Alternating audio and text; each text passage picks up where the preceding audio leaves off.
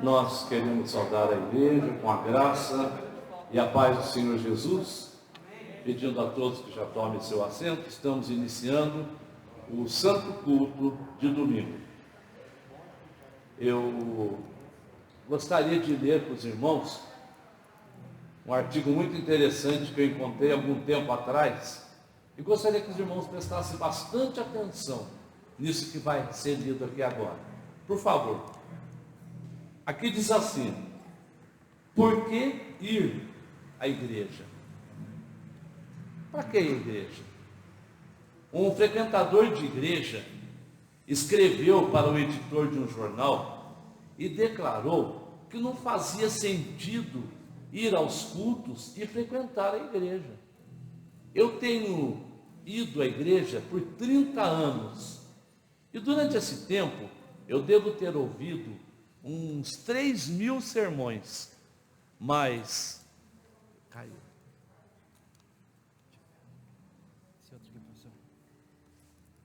Mas com exceção de um ou de outro, eu não consigo me lembrar da maioria deles.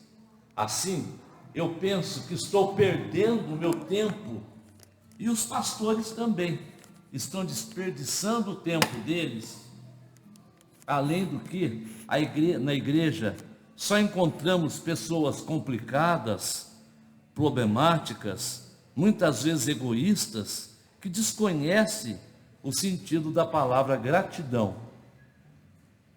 Essa carta iniciou uma grande controvérsia na coluna Cartas ao Editor, para a alegria do editor-chefe do jornal, que recebeu diversas cartas, das quais ele decidiu publicar uma resposta de um leitor. Para essa pergunta, ele publicou a resposta de um leitor. Ele pôs assim: eu estou casado há mais de 30 anos. Durante esse tempo, minha esposa deve ter cozinhado umas 3.000 refeições, mas com exceção de uma ou outra, eu não consigo me lembrar da maioria delas. Mas de uma coisa eu sei: todas elas me nutriram, me deram força que eu precisava para fazer o meu trabalho. Se minha esposa não tivesse preparado essas refeições, eu e os nossos filhos estaríamos desnutridos ou mortos. Da mesma maneira, se eu não tivesse ido à igreja para alimentar a minha alma e da minha família, apesar de todos os argumentos que tenho para não frequentá-la, estaríamos hoje em terríveis condições espirituais. Então, meus queridos, esse artigo ilustra bem a necessidade que o crente tem de vir à igreja. Eu não consigo entender crentes que engataram aí na pandemia, na onda da pandemia, e desacostumaram de vir à igreja. Parece que estão bem, preencher o seu domingo com outra coisa a não ser a palavra de Deus. Nós dedicamos muito pouco tempo à oração e à palavra de Deus. E o domingo é um dia que nós reservamos especialmente para vir à casa do Senhor, para ouvir a palavra, para orar por nós, pela nossa família e orar intercessoriamente. Que nós não sejamos como aquele eleitor que diz que é uma bobagem vir à igreja, porque ele não consegue lembrar do sermão. Ele já deve ter visto uns 3.000 sermões, mas na realidade, meus queridos, a Bíblia diz que a fé vem pelo ouvir. Então, quando você está no embate da sua vida, você se lembra de coisas que você ouviu, falou: puxa vida, se o Senhor fez para ele, com certeza fará para mim também. É essa certeza que nós temos, que o Senhor está aqui, porque Ele diz que onde tivesse 2 ou 3 reunidos, Ele estaria ali. Nós somos em mais de 2, mais de 3. Eu tenho certeza que o Senhor está aqui ouvindo o nosso clamor, ouvindo as nossas queixas, ouvindo as nossas vitórias e as nossas derrotas. A Bíblia diz que os olhos do Senhor estariam permanentemente sobre a casa dele. Eu tenho certeza que os olhos do Senhor estão aqui, ouvindo o nosso clamor, ouvindo o nosso louvor, ouvindo a nossa gratidão, ouvindo as nossas petições. Então, parabéns para você que deixou a pandemia do lado, deixou o frio do lado, deixou a chuva do lado, se arrumou e veio na casa do Senhor. É muito bom estarmos aqui. É muito bom. Se você não percebe no momento, você vai ver durante a semana como é bom nós termos ouvido um sermão. Como é bom nós examinarmos a palavra de Deus. Então venha à casa do Senhor. Não entre nessa onda da pandemia que arranjaram outras coisas para fazer. Nós estamos cheios de exemplo na palavra de Deus, quando Israel esqueceu dos benefícios. E a brasa, quando está fora do braseiro, a tendência dela é esfriar. Quer você queira, quer não, se você não está em contato com a igreja, o mundo vai entrando sorrateiramente na sua vida. As coisas começam a ficar muito natural, muito natural. Ah, fulano mente, mas é tão natural, todo mundo mente. Fulano rouba, mas todo mundo rouba, quem que não rouba nesse país?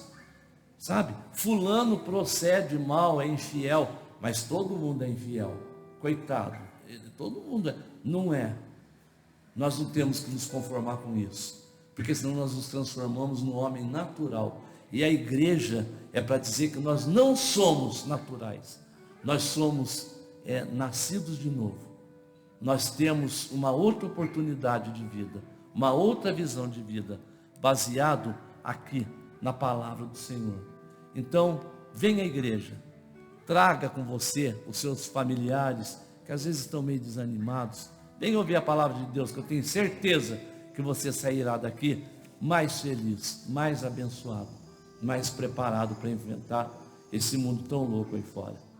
Em nome de Jesus, nós abrimos esse culto e pedimos ao Espírito Santo de Deus que esclareça dentro de cada coração a mensagem que vai ser dita hoje, porque ela vai cair em terrenos diferentes, né? Mas que o Espírito Santo esclareça a verdadeira mensagem que Ele quer. Amém e amém.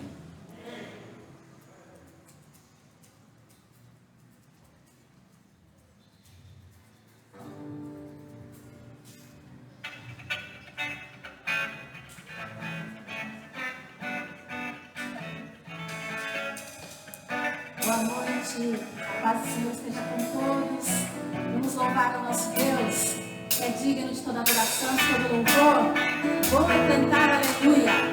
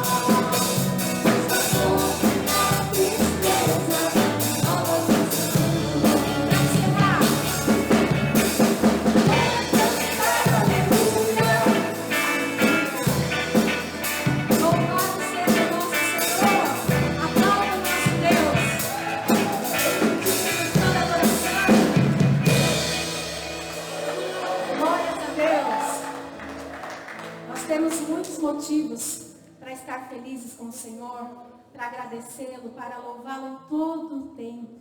Porque o nosso Deus é fiel em todo o tempo. Ele é bom em todo o tempo. E Ele está sempre nos guardando, de dia e de noite, até quando estamos dormindo. Ele é santo, Ele é poderoso, Ele é o alfa e o ômega, Ele é o início e o fim. O amor dele por cada um de vocês, por cada um de nós, é incontestável. Não temos como negar o tamanho desse amor. Ele entregou o seu filho para que pudéssemos estar aqui hoje. Então vamos cantar com toda a alegria do nosso coração. Tu és santo.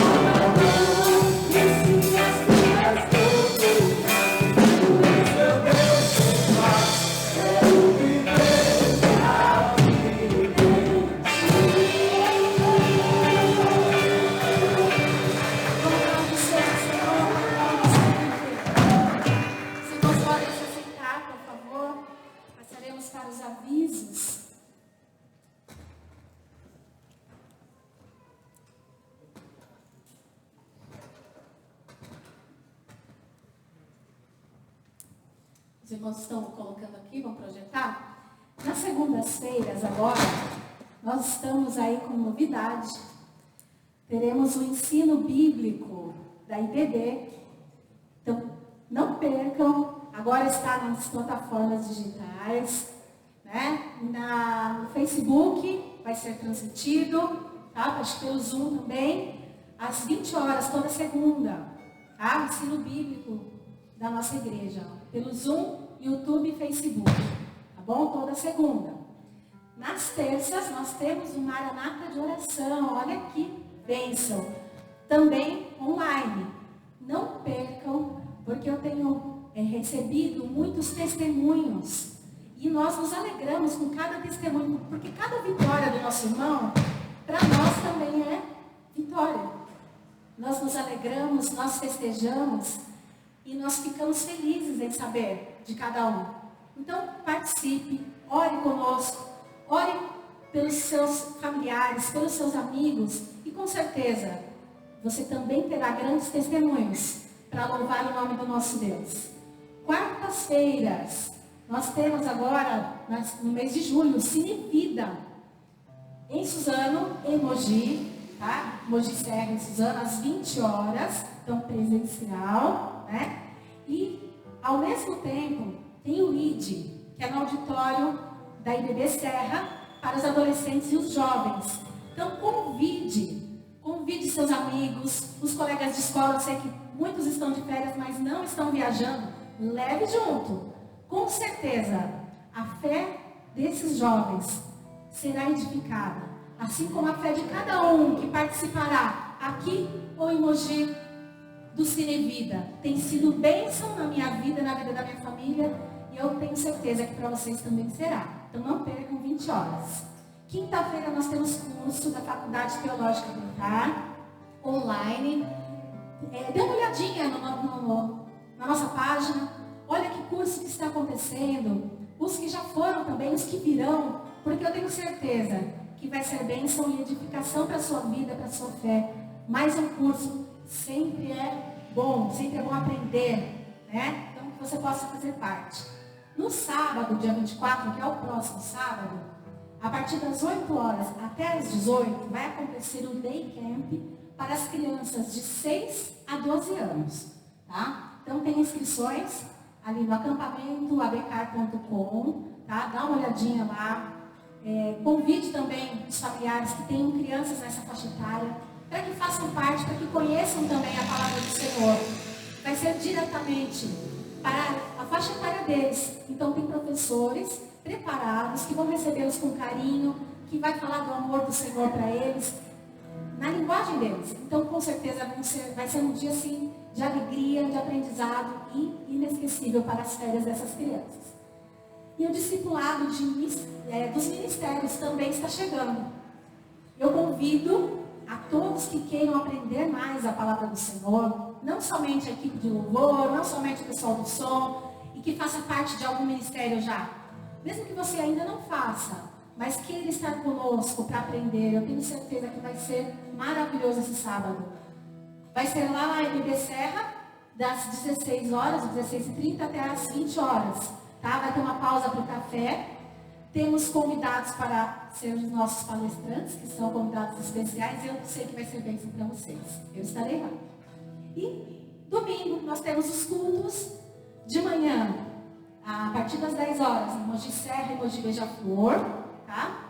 E às 18 horas nós temos de novo em Mogi e aqui em Suzano, tá? Quem puder divulgar também pelo Facebook, são transmitidos os nossos cultos, para que aqueles que ainda não puderem estar aqui conosco possam acompanhar a palavra do Senhor e receber cada uma dessas bênçãos que nós estamos recebendo. Tá bom? Muito obrigada. Passaremos as ofertas e aos dízimos.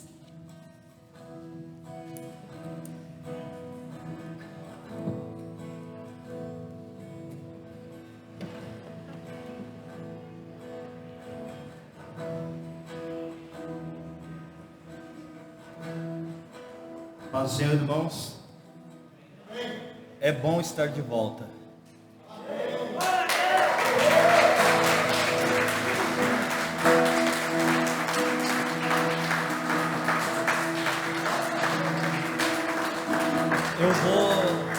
eu vou chorar de novo. Quando eu entrei aqui, o louvor, eles pararam e me receberam, assim como vocês estão me recebendo agora. Lá no fundo, depois da oração, eu conversei um pouco com o Joelmo e com o Marcelo, e eu chorei de novo. Mas às vezes eu fico até com vergonha de agradecer, de orar, porque tantas outras pessoas melhores que eu passou por muito menos do que eu passei, e essas pessoas não estão aqui para agradecer. Mas eu aprendi uma coisa muito bacana com o pastor Marcelo. Uma vez aqui nesse púlpito ele falou o seguinte: a nossa perspectiva humana está muito aquém da perspectiva divina. Então eu agradeço sim pelo carinho de vocês, pelo carinho de toda a igreja, e eu agradeço a Deus que me deu a chance de ficar aqui mais um pouquinho. Vamos falar de generosidade. Antes de falar de generosidade, eu quero falar de linguagem. Quando a gente aprende uma linguagem diferente, a gente aprende a se comunicar nessa linguagem, a gente aprende a ler o mundo nessa linguagem. Aqui temos o pessoal da comunicação, da computação, temos matemáticos, né, físicos. Então essas pessoas, elas falam em binário, né? 1, 2, 3, 4 e assim por vai, sempre 0, 1, 1, 1, 0, 1, né? Lá onde eu estive no hospital, fui muito bem tratado. Eu já estava falando em gaso, nem falava gasometria, já estava falando igual as enfermeiras, sabe? Já estava entendendo o que elas estavam falando. Mas a linguagem que eu aprendi aqui na igreja foi a linguagem do amor. Então lá internado eu lembrava da professora falando Alequito, o professor Wagner me chamando de meu filhinho, sabe? Eu lembrava da tia Rose: oi tio Alex. Lembrava do Joelmo falando assim, sempre assim com firmeza: vamos orar. E isso é a linguagem do amor. E essa linguagem do amor a gente aprende aqui na Bíblia. A gente aprende com os irmãos que temos em fé, na fé. E a Bíblia, ela fala sobre amor. Ela fala o seguinte aqui, eu perdi a página, mas tá aqui, ó. O amor é sofredor, o amor é benigno, o amor não é invejoso, o amor não trata com leviandade, não se ensoberbece, não se porta com indecência, não busca o seu interesse, não se irrita, não suspeita o mal, não folga com a injustiça, mas folga com a verdade. Tudo sofre, tudo crê, tudo espera, tudo suporta. Esse é o amor que Deus ensina pra gente. E quando a gente sustenta a casa de Deus com os nossos dízimos e oferta, a gente está multiplicando esse amor. Porque eu não preciso do seu dinheiro, o pastor Wagner não precisa do seu dinheiro, o pastor Wagner lá no fundo não precisa do seu dinheiro, né? Os dois Wagners, o pastor Joelmo não precisa do seu dinheiro. Mas a obra de Deus, manter esse prédio, manter essa casa de oração, necessita sim dos nossos dízimos e das nossas ofertas.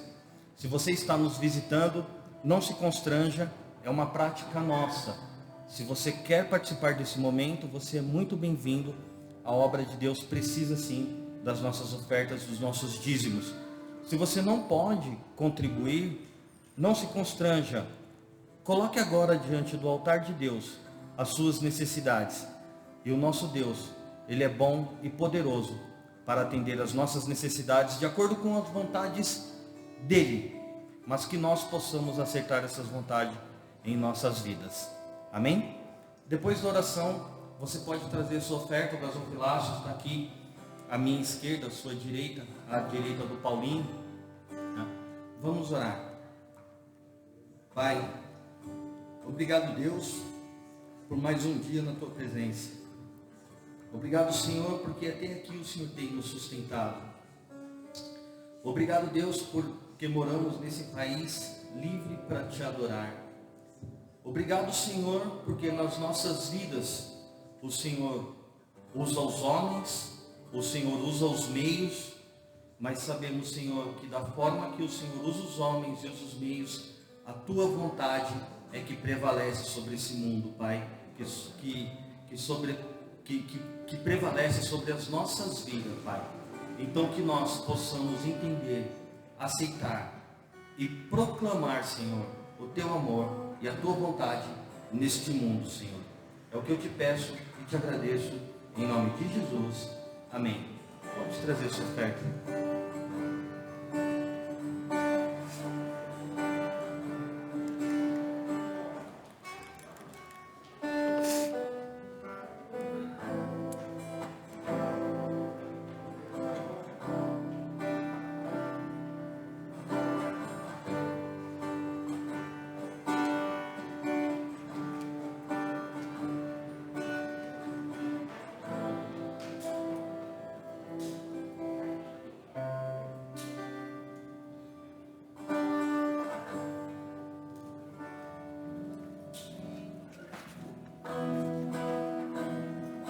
Glórias ao Senhor. Convido os irmãos que fiquem em pé novamente. A palavra do Senhor diz que a graça dele nos basta. E é verdade. Minha família e eu estamos vivendo pela fé. E nada melhor do que viver pela fé e ser obediente ao nosso Deus. Sabemos que a vontade humana às vezes quer atropelar os acontecimentos e resolver as coisas sozinhos. Mas entregue nas mãos do Senhor, porque Ele derrama da sua graça na nossa vida. Ele cuida de cada detalhe que nós precisamos. Então confie nele e receba da graça do Senhor todos os dias da sua vida. E ao se levantar, agradeça a Ele. Seja grato. Vamos louvar. Tua graça me basta.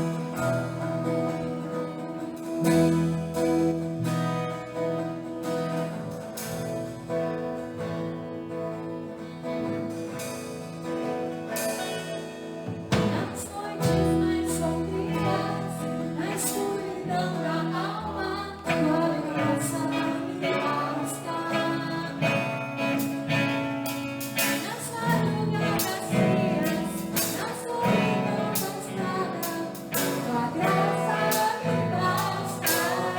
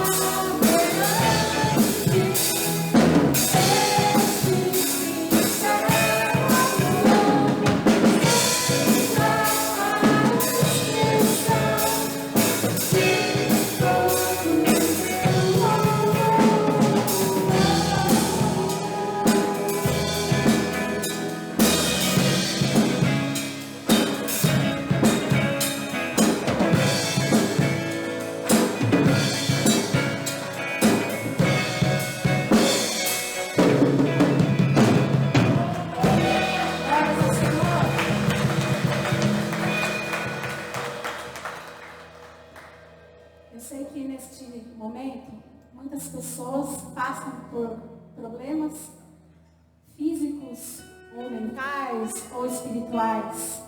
Mas nós temos um rei que governa acima de tudo. Nós temos o médico dos médicos que cuida de cada um de nós. Ele devolve a saúde, ele restaura os órgãos, ele libera a unção da cura. Então que você possa nesta noite interceder por alguém através desse louvor. Que o Senhor possa derramar da tua unção da cura, da tua bênção. Que você possa receber e levar com alegria. Que as pessoas que estejam assistindo possam ver o quão grande é o nosso Deus. Eu tenho certeza que assim como aquela mulher da Bíblia, que tocou um pedacinho da veste do Senhor Jesus, e ele desprendeu virtude, ele está neste momento desprendendo também virtude na sua vida. Em nome de Jesus, vamos louvar a Ele. Se eu apenas te tocar com todo o nosso coração, Senhor. Se eu apenas te tocar, um milagre viver em minha vida.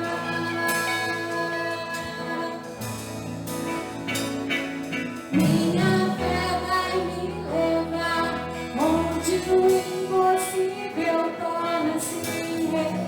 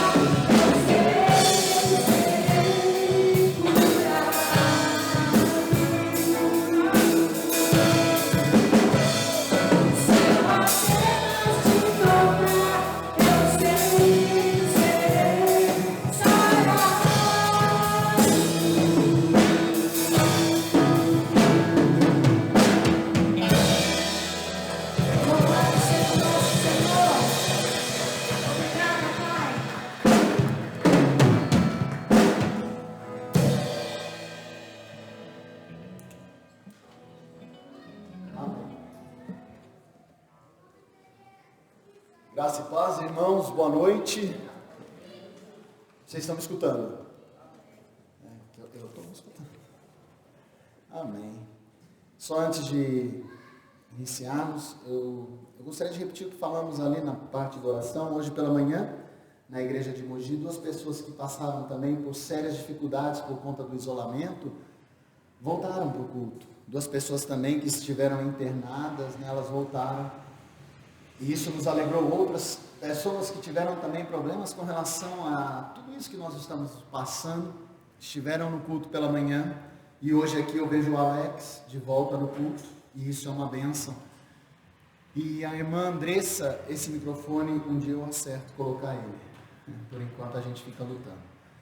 E como a irmã Andressa falou, esse não é o único problema que nós temos.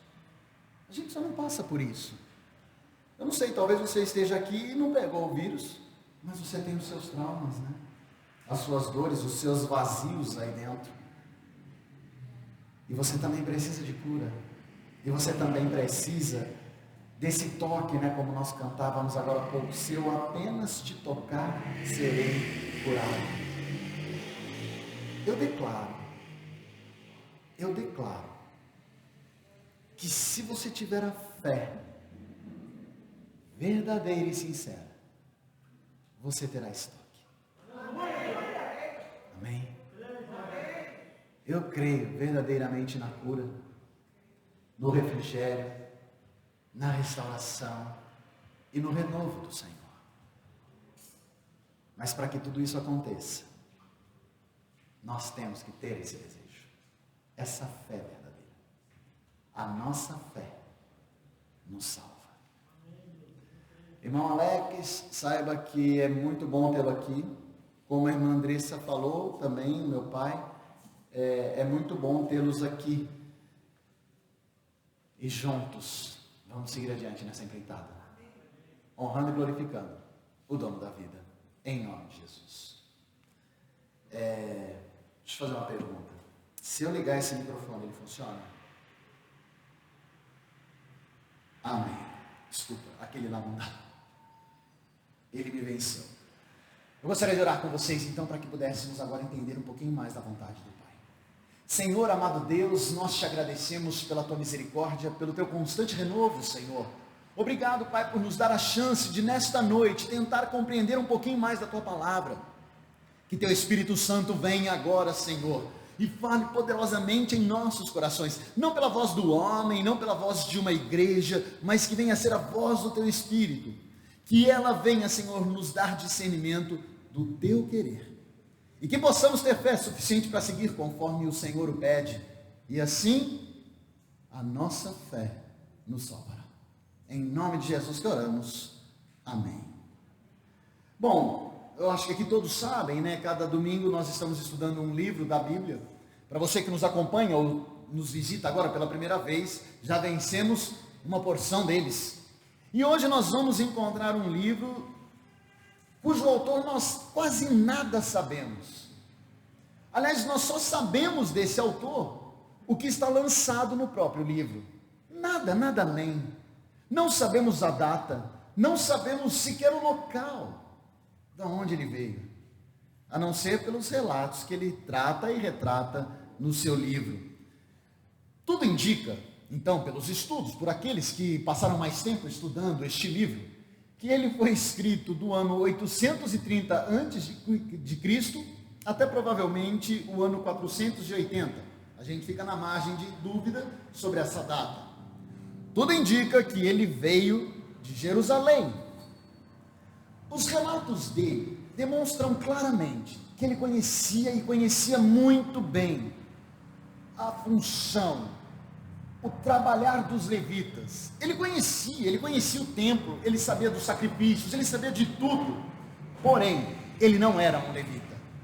Ele não era um dos que foi colocado para entoar o culto, para entregar a palavra de Deus para o povo.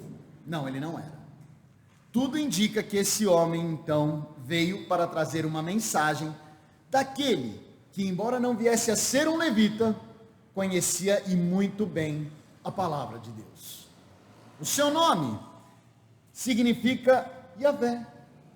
Jeová. O seu nome é Joel, filho de Petuel. E o livro dele está no Velho Testamento, e é sobre este homem que nós vamos falar.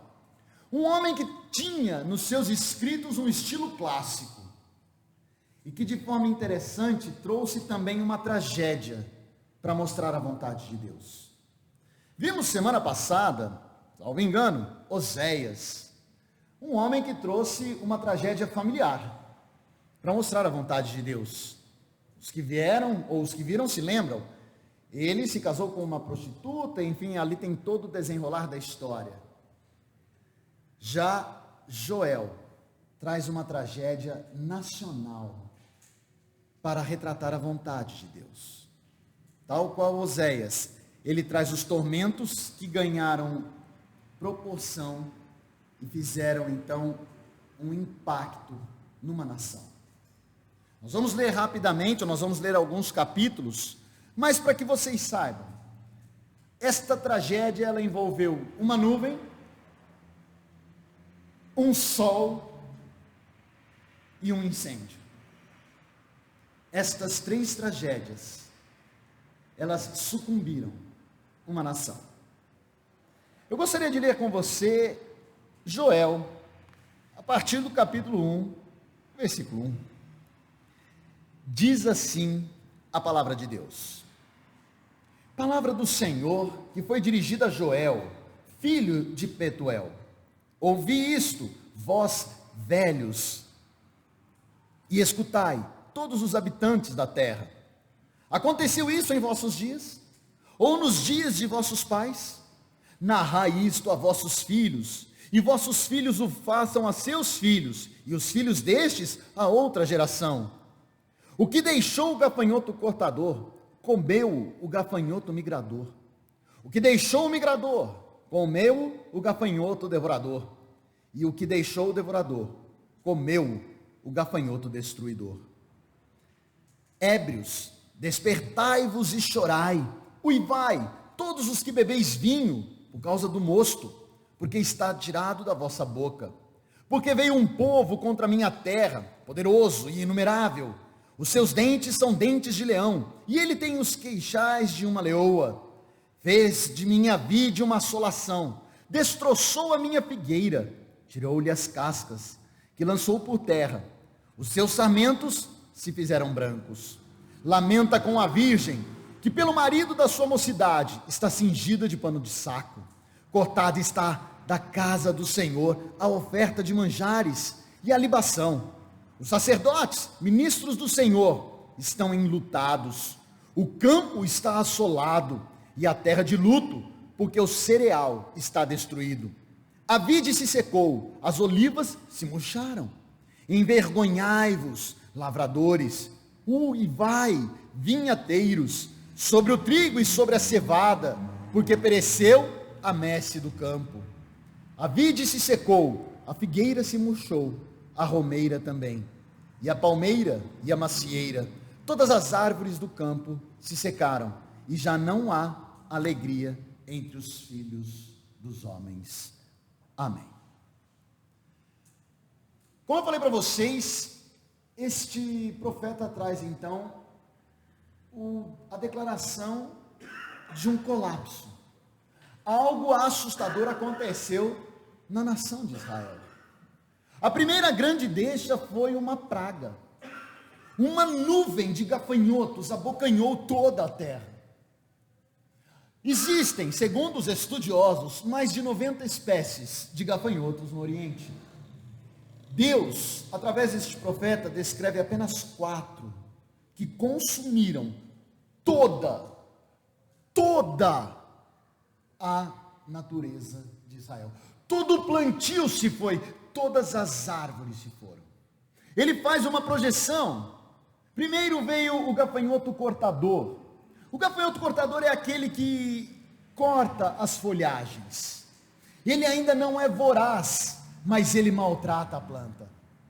A primeira praga então veio com este tipo. E Deus continua, porque o que o cortador não ceifou, uma nova espécie veio, que foi o migrador. Este então viaja pelos campos, comendo também das árvores, dos frutos e de tudo que encontra. E se porventura ainda sobraram coisas, veio então o devorador. O devorador é aquele gafanhoto adulto, é aquele gafanhoto reprodutivo que tem um apetite insaciável. Ele, por mais que coma, por mais que destrua, ele nunca tem a saciação da sua fome. E se isso não bastasse para consumir, veio o gafanhoto destruidor. Ele então se alimenta da seiva, e aí ele mata por completo a árvore.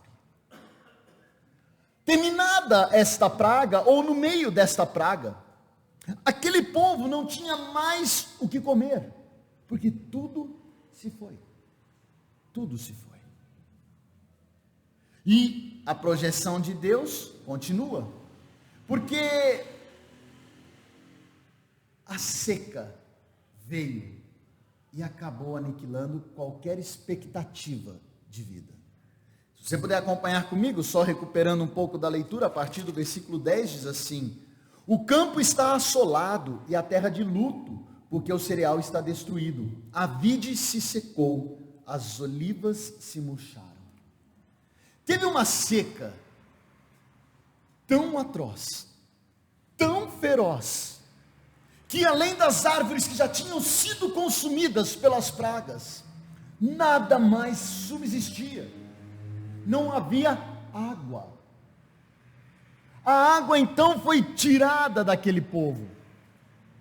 Já não seria o suficiente?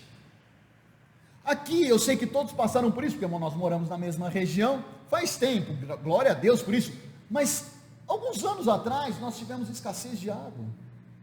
E aí nós começamos a ter um rodízio nos bairros.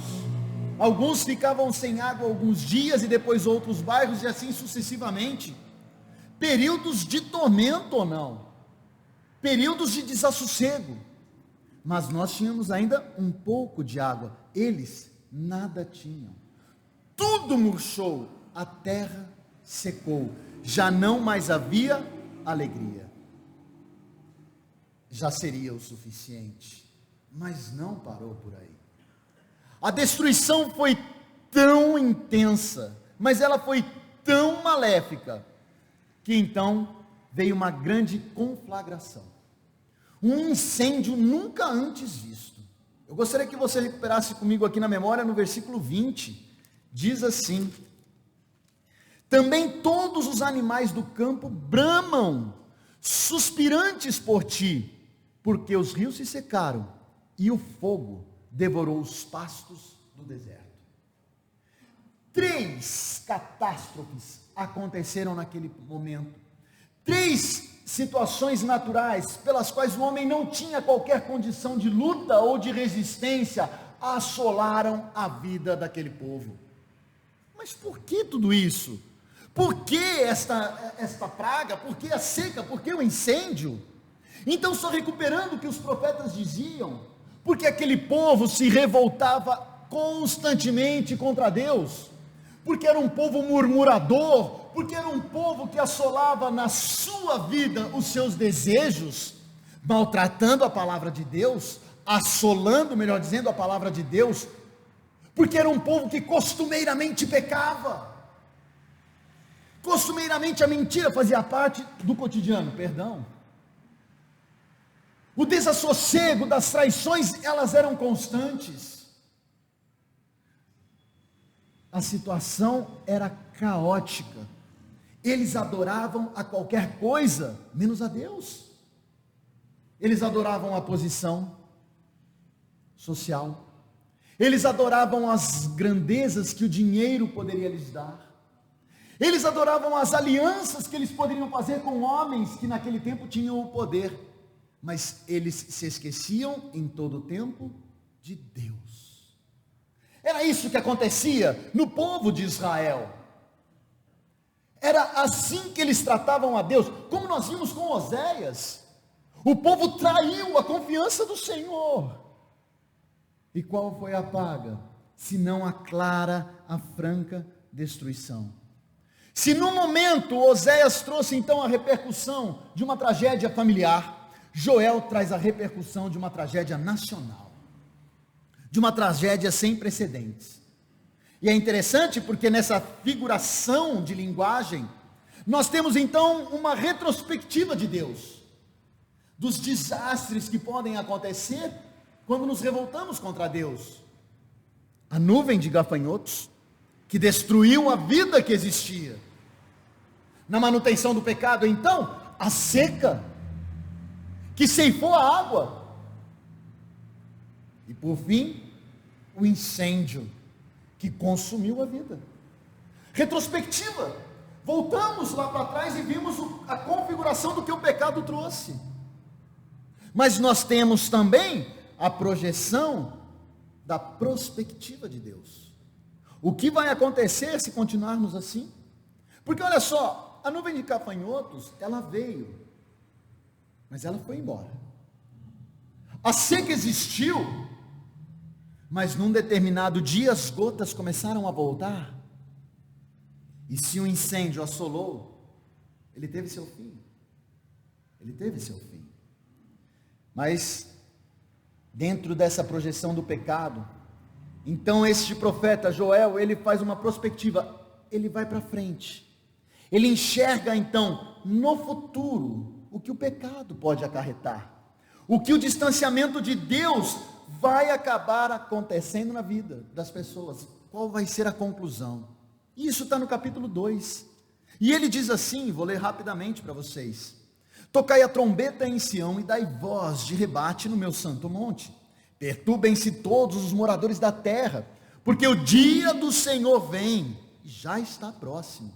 Dia de escuridade e densas trevas, dia de nuvens e negridão. Como a alva por sobre os montes, assim se difunde um povo grande e poderoso, qual desde o tempo antigo nunca houve, nem depois dele haverá, pelos anos adiante, de geração em geração. À frente dele vai o fogo devorador, atrás chama que abrasa. Diante dele a terra é como o jardim do Éden, mas atrás dele um deserto assolado, nada lhe escapa. E se você continuar lendo o capítulo 2, você vai ver que são grandes as tragédias, que o povo vai até preferir voltar para a praga dos gafanhotos, que vai preferir a seca, vai preferir o incêndio, do que o que está para acontecer no dia do Senhor. O que é o dia do Senhor? Qual a intenção de Joel? Para onde ele está lançando esse futuro? O dia do Senhor é retratado na segunda vinda de Cristo. Esse é o dia do Senhor. E já te adianto, meu irmão, depois podemos falar a respeito, mas para quem gosta de sinais, né? Bom, mas quais são os sinais da segunda vinda de Cristo? Existem sinais? Sim, existem sinais. Tá, e quais faltam? Nenhum. Nada. Tudo o que a Bíblia relata sobre o dia do Senhor, sobre a segunda vinda de Cristo, tudo o que a Bíblia fala que haveria de acontecer, já aconteceu. Então, se em Joel, que foi há 2.400 anos atrás, o dia do Senhor estava próximo, imagine agora. Imagine agora. Pode ser que não venhamos a terminar este culto, e o dia do Senhor venha a acontecer. E a desolação é terrível, ela é tamanha, porque ele começa falando, quem poderá suportar o dia do Senhor? Quem? Se as pragas são melhores, se o incêndio é mais satisfatório, se a seca eu prefiro do que o dia do Senhor, quem poderá suportar esse dia? E por que eles passaram, e por que passarão por isso? Por conta do pecado, por conta das transgressões. E olha que interessante, a devastação é total, nenhum escapará. Se você depois voltar para o capítulo 1, você vai ver que os beberrões foram atingidos. Quem são os beberrões? São aqueles que se fartam na luxúria da vida, são aqueles que prezam para ter o contentamento da carne no agora, são aqueles que se fartam nas coisas do mundo, no sistema medíocre do mundo, são aqueles que não enxergam que estão caindo em desolação total perto da palavra de Deus, porque aceitam as mesmices do erro. Eu estava outro dia conversando com umas pessoas e falando sobre uma coisa que é inegável nas nossas vidas, a brincadeira maléfica. a brincadeira maléfica. Gente, isso é maldição. Nós não paramos para entender que quando eu vou fazer uma brincadeira com alguém, se eu sou maléfico nas minhas palavras, eu estou sendo maldição. São palavras mal colocadas ou palavras malditas. Vou dar um exemplo. E olha, eu estou falando isso porque isso serve para a minha vida, tá? Vou usar o Paulinho como exemplo, que é irmão, camarada, amigo de tantas jornadas. Ó, aparece o Roberto Carlos cantando. Paulinho cortou o cabelo. Aí, para brincar com ele, falou: ô Paulinho, quem fez isso com você que nós vai lá bater no moço? Foi palavra bendita ou palavra maldita? Maldita! E a palavra de Deus fala que o que sai da minha boca é o que está cheio o meu coração. Mas por que eu falo com tanta naturalidade? Porque eu estou preso num sistema e não percebi que estou indo ladeira abaixo no pecado, tal qual os judeus estavam, tal qual Israel estava, de tal sorte que eles foram avisados constantemente, profeta atrás de profeta, profeta atrás de profeta, se arrependam, voltem, estou aqui, voltem, voltem, e eles continuavam na mesmice do erro. O grande problema é que hoje eu estou igual a eles, e falei de um pequeno pecado, hein? De uma bobagem, que faz parte da minha vida, faz parte da minha vida. Então os beberrões estarão sendo consumidos no dia do Senhor. Mas se você continuar um pouquinho mais, no capítulo 1, versículo 9, fala dos sacerdotes, que eles estavam de luto, sinal que as pessoas que falam de Cristo, as pessoas que pregam, muitas vezes também enfrentarão o dia do Senhor. Por quê? Porque nunca se entregaram, porque nunca adoraram a Deus em espírito e em verdade. Era uma adoração falsificada, era uma música, não era uma adoração, era uma palestra, não era falar da vontade do Senhor. E ele termina falando dos trabalhadores, aqueles que não pregavam, aqueles que não se enchiam das luxúrias do mundo, mas dos trabalhadores. Se você pegar no versículo 11, ele fala: quem seriam os trabalhadores de hoje? Senão aquelas pessoas que comungam de uma fé, vão numa igreja, mas nunca se prostraram de verdade diante do altar do Senhor. Nunca. E a grande pergunta que eu faço é: diante disso, o que me sobra? O que me sobra? Qual a saída? Se ninguém suportará o dia do Senhor, qual é a minha saída? Por onde devo ir? Porque se a praga foi maléfica, se a seca foi terrível, e se o incêndio consumiu, mas é preferível esses do que o dia do Senhor, eu clamo agora: Pai, me ensina o caminho, porque não quero passar por esse dia, não quero. Mas Deus, Ele é tremendo, e Ele fala o caminho. Capítulo 2, versículo 13, Joel diz assim: rasgai o vosso coração, e não as vossas vestes, e convertei-vos ao Senhor vosso Deus, porque Ele é misericordioso e compassivo, e tardio em irar-se, grande em benignidade, e se arrepende do mal. Rasgai o vosso coração. Rasga o coração, rasga tudo que você tem. Não é o sacrifício que me leva para perto de Deus. Nunca foi. Nunca foi. Não foi o sacrifício de Isaac que levou Abraão para o colo do pai. Nunca foi. Foi a fé. Foi a fé. Não foram as vestes. Não foram as vestes. Foi a entrega absoluta. Agora o grande problema é que hoje eu visto uma armadura de cristão, uma máscara de cristão, e até exerço uma função de cristão. Mas se são só as vestes, Deus não está comigo.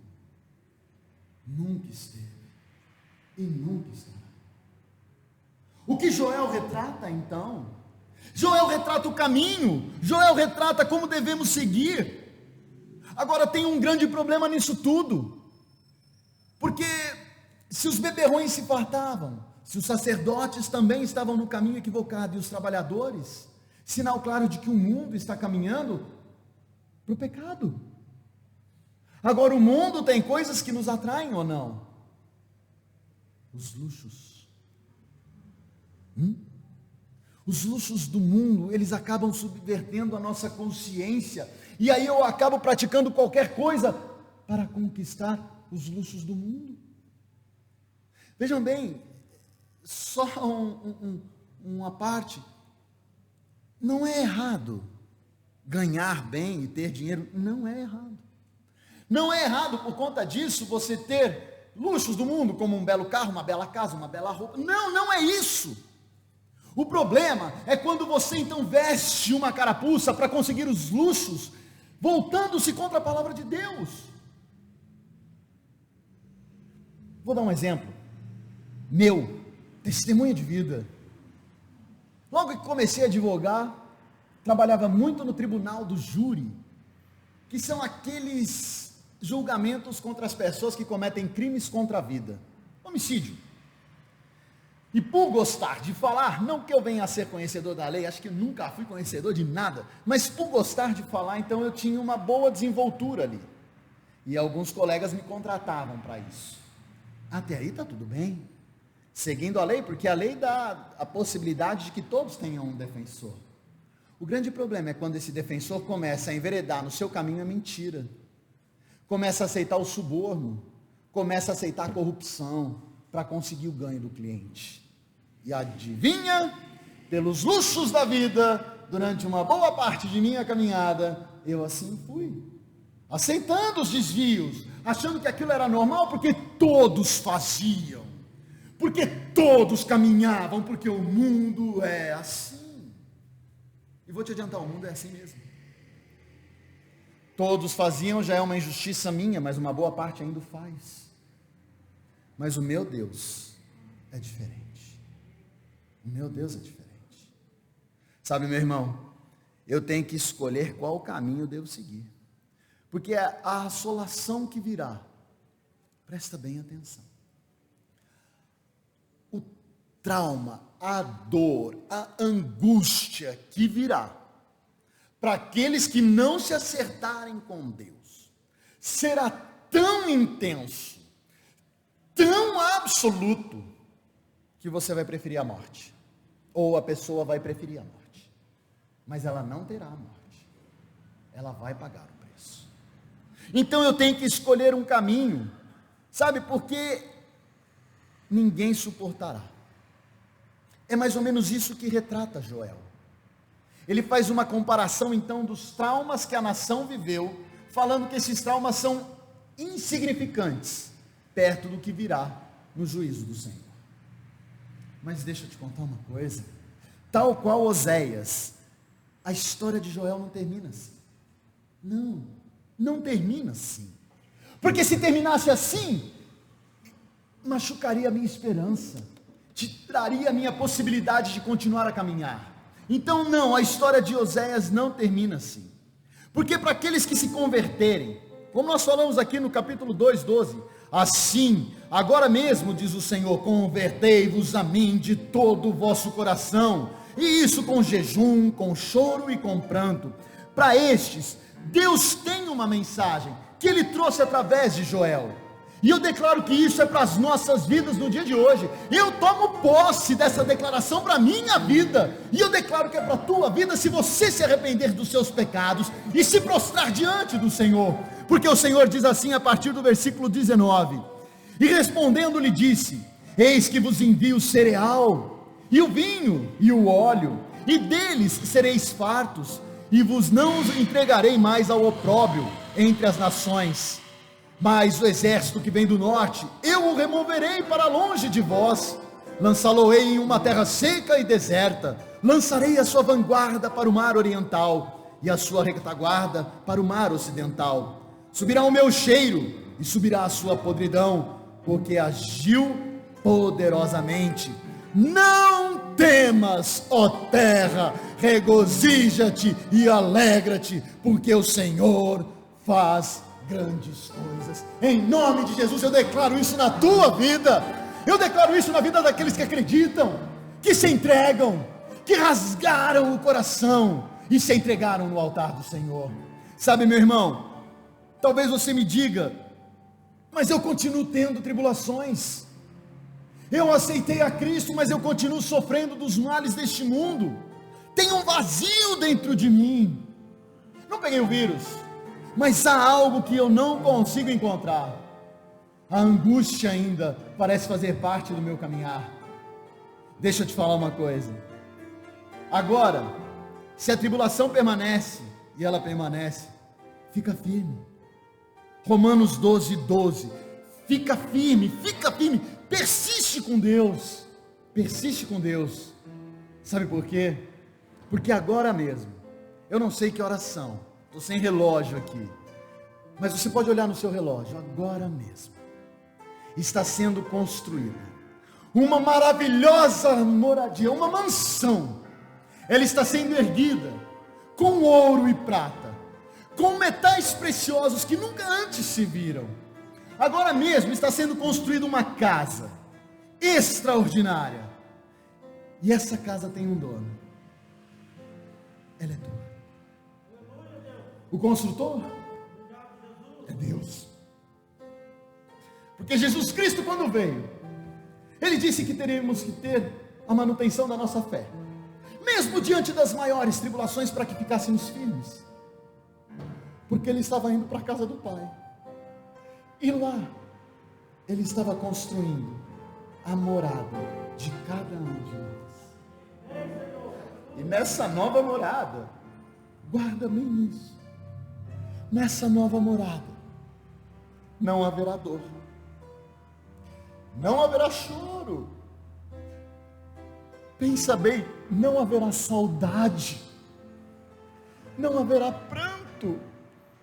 Essa nova casa, as cicatrizes que nós fizemos aqui, elas serão curadas, não restará uma sequer.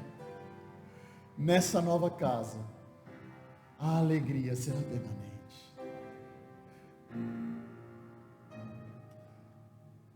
Na Nova Jerusalém, haverá paz e contentamento para todos sempre. Na tua Nova Jerusalém, haverá a paz e o contentamento para todos sempre. A mensagem de Joel é essa. E há de ser que naquele dia, dia do Senhor, os montes destilarão mosto, e os outeiros manarão leite, e todos os rios de Judá estarão cheios de águas. Sairá uma fonte da casa do Senhor, que regará o vale. No dia do Senhor, a nuvem dos gafanhotos não mais existirá.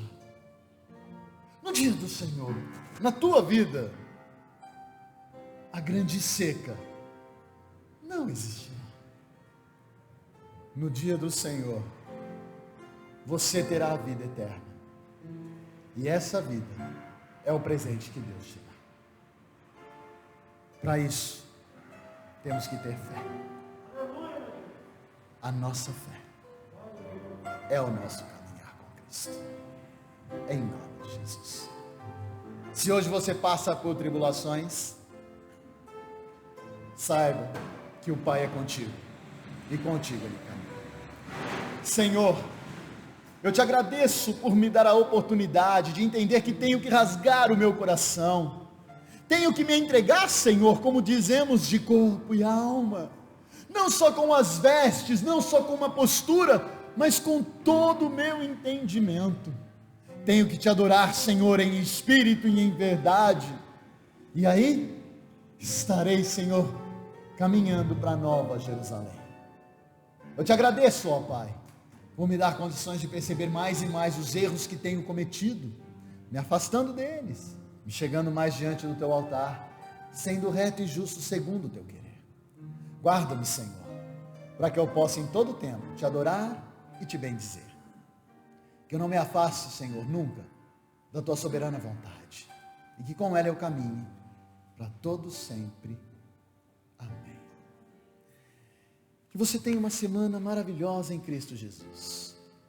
Que você tenha uma semana repleta do caminho certo. Amém. Eu sei que várias portas vão se abrir, mas que o Espírito Santo te direcione para qual é a vontade de Deus, e que você siga nela, sem nenhuma dúvida. Saiba que nesta porta, o contentamento do Senhor existe, e a paz é repleta. Que as doces consolações do Espírito Santo, que o amor de Deus, e que a graça do Senhor Jesus Cristo, venham a ser em nossas vidas, hoje e para todos sempre. Amém. Fica na paz do Senhor, meu irmão, uma semana maravilhosa em Cristo Jesus. Amém.